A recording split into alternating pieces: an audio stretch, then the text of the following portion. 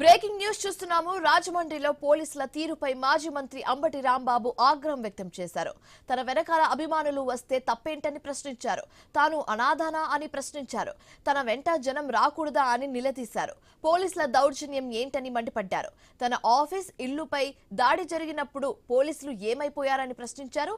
తాను ఇంటి వెళ్తుంటే అడ్డుకుంటున్నారని మండిపడ్డారు Ambati Rambabu.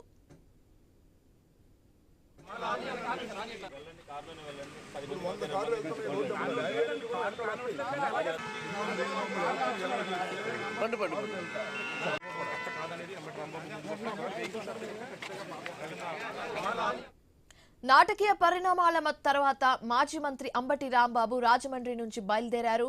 Road come railway bridge నుంచి వెళ్లేందుకు పోలీసులు అనుమతించారు. 20 కార్లతో అంబటి విజయవాడ వెళ్తున్నారు. ఎక్కడ ఆగవద్దని స్పష్టం చేశారు. అలాగే ర్యాలీలు చేయవద్దని అంబటికి పోలీసులు నోటీసులు కూడా ఇచ్చారు. నేను సెంట్రల్ ప్రెషర్ నుంచి నేను రిలీజ్ అయ్యాను. ఇంటికి వెళుతున్నాను. ఇంటికి వెళితే నా వెంట 10 మంది వస్తారు. నేను ఒక పొలిటీషియన్ని.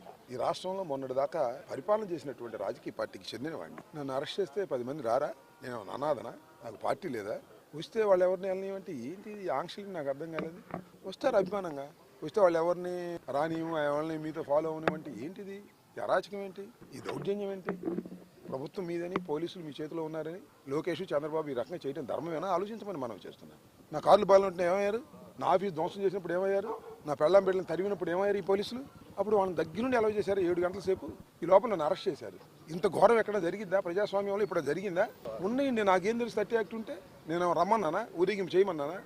మీరు నా మీద కేసు పెట్టి నన్ను అన్యాయంగా లోపల పెట్టి నా కార్యకర్తలు ఎవరి పనులు వాళ్ళు చేసుకునే వాళ్ళకి ఏంట్రా అన్యాయం అని మీరు రెచ్చగొట్టారు. వాళ్ళని ఇక్కడి నుంచి పాదయాత్ర చేస్తా గుంటూరు దాకా. నన్ను ఇలా అలౌ చేస్తే వెళ్ళిపోతా, లేకపోతే నడుచుకుంటూ వెళ్తా. ఏముంది దానిలో? ముసలోడు నేను నడవగలను. రాజమండ్రిలో పోలీసుల తీరుపై మాజీ మంత్రి అంబటి రాంబాబు ఆగ్రహం వ్యక్తం చేశారు. తన వెనకాల అభిమానులు వస్తే తప్పేంటని ప్రశ్నించారు. ఇదే అంశానికి సంబంధించి మరింత తాజా సమాచారం మా కరెస్పాండెంట్ నాగేశ్వరరావు అందిస్తారు ఫోన్ ద్వారా. నాగేశ్వరరావు,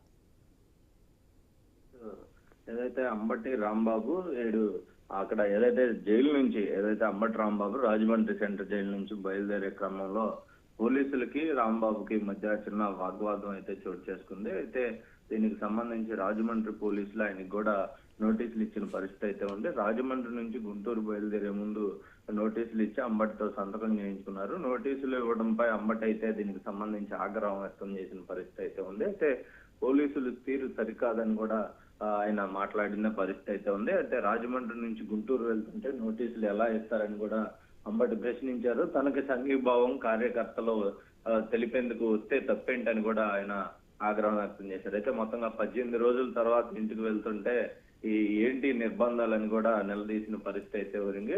అయితే ఊరేగింపుగా వెళ్ళడానికి వీలు లేదని అంబటికి పోలీసులు తెలిపిన పరిస్థితి అయితే ఉంది. అయితే ఆయన వాహనాలను పోలీసులు అడ్డుకోవడం ఉద్రిక్త వాతావరణం నెలకొంది. అయితే ఆయన 15 కార్లతో వెళ్లేందుకు అంబటి ప్రయత్నించారు ఫస్ట్ గా. అయితే తర్వాత ఏదైతే 4 కార్లకే పోలీసులు అనుమతి ఉంది అని చెప్పడంతో కారు దిగి నడుచుకుంటూ వెళ్తాననే అంబటి నడక బయలుదేరారు. దీనికి సంబంధించి ఆయనతో పాటు ఇంకా వైసీపీ శ్రేణులు కూడా బయలుదేరే క్రమం చోటు చేసుకున్న పరిస్థితి అయితే ఆయన ముందు బారు నడుచుకుంటా వెళ్తే కూడా ఎక్కువగా ర్యాలీ భాగంలో కూడా నడుస్తుంది.